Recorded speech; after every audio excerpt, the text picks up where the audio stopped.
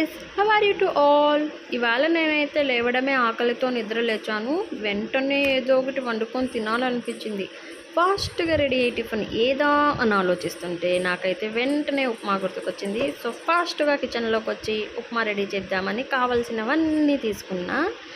అన్నీ నీట్గా కడిగి పెట్టేసుకున్నా. సో వాటన్నిటిని ఇప్పుడు కట్ చేసుకుందాం. అన్నీ పక్కకు పెట్టుకొని నీట్గా ఒక్కొక్కటి కట్ చేసేస్తాను. మిర్చి కట్ చేసిన తర్వాత ఆనియన్ అయితే ఉంటుంది కదా, నేను దాని పొట్టు తీసి కొద్దిసేపు వాటర్లో అయితే నానబెట్టుకుంటాను. ఎందుకు అలా చేస్తానంటే నార్మల్గా ఆనియన్ కట్ చేసేటప్పుడు అందరికీ కళ్ళు మండడం, కళ్ళల్లో నీళ్లు రావడం లాంటివి జరుగుతుంటాయి. సో అలా జరగకుండా ఉండడానికి నేనైతే కొద్దిసేపు వాటర్లో నానబెట్టి అయితే కట్ చేస్తాను అనమాట. అప్పుడు నాకు కళ్ళు మండకుండా ఉంటాయి. ఇది 100% వర్క్ అవుతుంది. కావాలంటే ట్రై చేసి చూడండి అందరూ. అన్నీ కట్ చేసి అయితే పక్కన పెట్టుకున్నాను. స్టవ్ అంటించి ప్యాన్ పెట్టేసా. ఆయిల్ అయితే వేసేసుకున్నాను. ఆయిల్ కొంచెం హీట్ అయిన తర్వాత పోపు గింజలు అయితే వేసేసాను. అవి బాగా చిటపటలాడుతున్నాయి.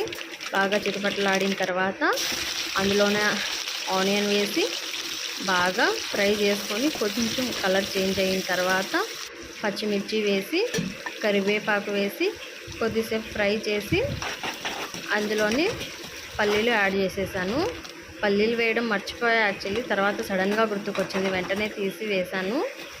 పల్లీలు కొంచెం ఫ్రై అయిన తర్వాత టొమాటో వేసి సాల్ట్ వేసుకొని ఫ్రై చేసేసా బాగా. ఇప్పుడు దానిలోనే వాటర్ యాడ్ చేసేస్తున్నాను. నేను 1 కప్పు రవ్వకి 2 కప్పులు వాటర్ అయితే యాడ్ చేసుకున్నాను.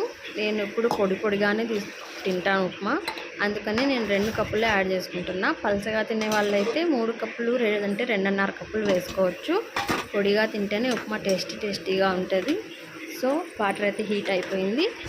ఇప్పుడు నేను కొద్దిగా రవ్వను వేసుకుంటూ అది లుండలు కట్టకుండా నీట్గా అయితే మిక్స్ చేసుకోవాలి.